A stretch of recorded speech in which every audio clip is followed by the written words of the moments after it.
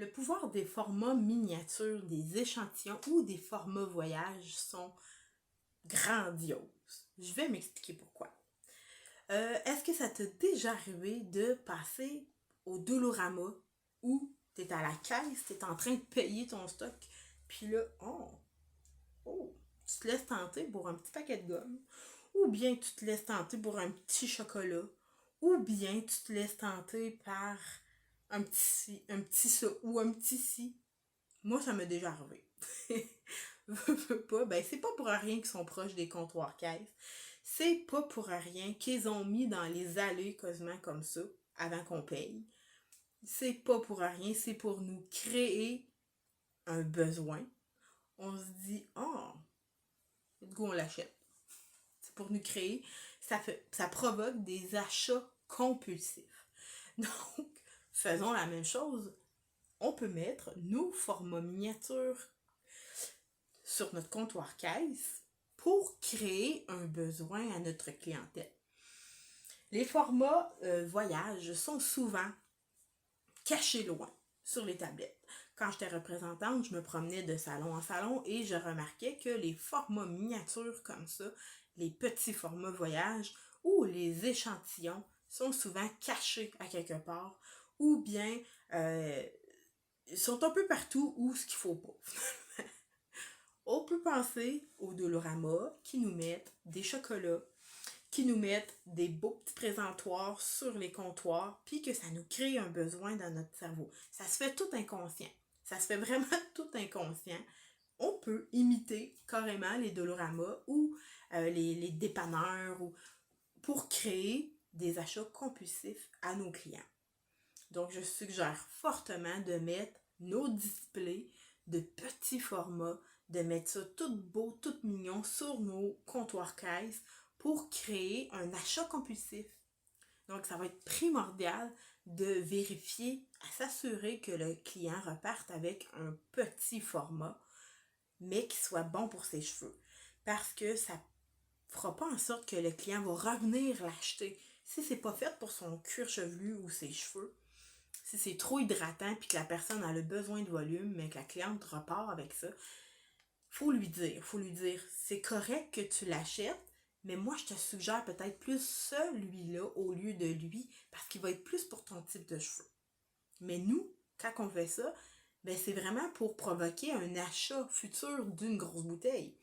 Fait que si la cliente, elle achète le petit format, mais qu'elle va revenir pour acheter le gros format la prochaine fois. C'est le but de mettre ça sur notre comptoir caisse et que la cliente ait un achat compulsif et qu'elle achète le produit puis qu'elle reparte avec. Mais le but de ça, c'est qu'elle revienne rechercher la bouteille.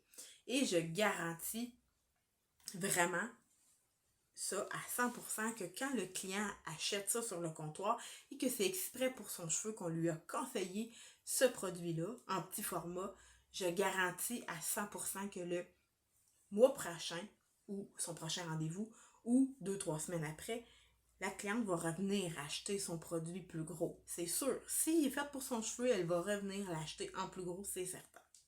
Quand on s'aperçoit aussi que sur notre fiche client, comme ça, qu'on a bien rempli, quand on s'aperçoit que c'est la fête d'une cliente, on peut lui donner un format voyage aussi, ou un petit échantillon, ou des fois les distributeurs, ils nous fournissent des échantillons en sachet. On peut aussi en donner, exemple pour sa fête. Quand on voit sur la fiche client que c'est sa fête, on peut lui en donner. C'est pas anodin de donner ce genre de cadeau à notre client. Quand on donne un échantillon gratuit, c'est égal à capital capillaire.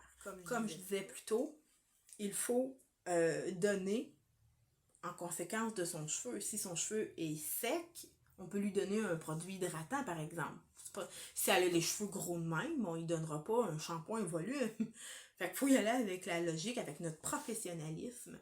Et on doit lui donner un bon échantillon exprès pour son type de cheveux. Dans le fond, l'échantillon et les petits produits format revente, il doit insister à acheter plus gros. C'est le but de l'opération. Il doit vraiment correspondre à son besoin à 100%. C'est hyper important aussi de lui expliquer comment l'utiliser. Son mode d'emploi, ses ingrédients, et à quelle fréquence aussi elle doit le faire. Une fois semaine, 2 fois semaine, une fois par mois. Tout dépend c'est quoi son utilité, c'est quoi que vous recherchez. On peut donner aussi, en même temps que l'échantillon, le petit pamphlet qui va avec, faut pas les oublier. On peut donner aussi un petit pamphlet où on peut envoyer aussi à la cliente un lien. Tu sais, des fois, si on les a dans notre ordinateur ou dans notre cellulaire, le lien du descriptif du produit, on peut lui envoyer aussi si on n'a pas de pamphlet de disponible. Ça peut être une bonne solution. Il faut aussi l'inscrire sur la fiche client. À chaque fois qu'on donne un échantillon ou qu'on le donne carrément gratuitement, un format voyage, on l'écrit sur la fiche pour que quand la cliente revienne au salon coiffure, si on ne l'a pas noté, on ne le saura pas. Puis là, ben, ça va tomber dans l'oubli, puis on ne dira pas « Hey Ginette, hey Guylaine, ton produit que je t'ai fait essayer la dernière fois, comment tu l'as aimé? » Si on passe à côté de ça, parce que si on s'en souvient plus, que c'est pas inscrit, la cliente, elle va l'oublier elle aussi. On va se mettre à jaser, on va se compter nos vies, on va carrément l'oublier. La cliente ne repartira pas avec son plus gros format parce que on y en aura pas parlé. C'est à nous, un petit peu, c'est un peu notre devoir encore là d'y penser. Puis étant donné qu'on est tous des êtres humains, qu'on vit toutes des choses, c'est pour ça que je reviens encore avec la fiche cliente, d'écrire, de noter sur la fiche cliente ce qu'on a donné à notre client, soit en sachet, en échantillon. Si on n'a pas des petits formats comme ça d'échantillons à donner, ce qu'on peut faire, c'est il y a des petits bocaux qui se vendent.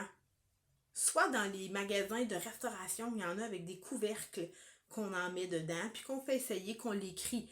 Même si c'est un échantillon qu'on a fait homemade, on l'inscrit aussi sur la fiche cliente, parce qu'on s'en souviendra plus.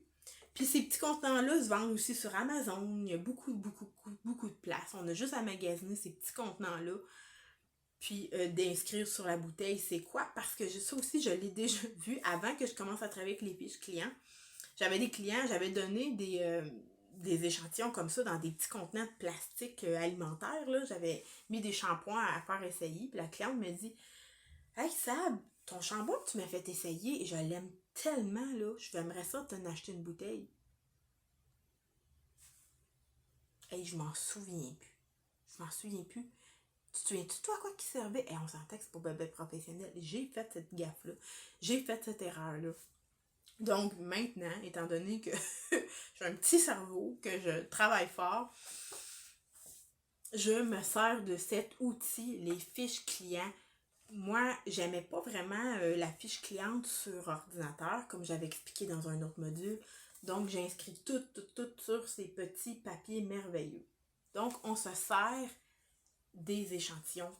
On en distribue, mais il faut savoir à quoi ils servent et il faut déceler aussi le besoin de la cliente pour lui vendre le bon échantillon ou le bon format voyage.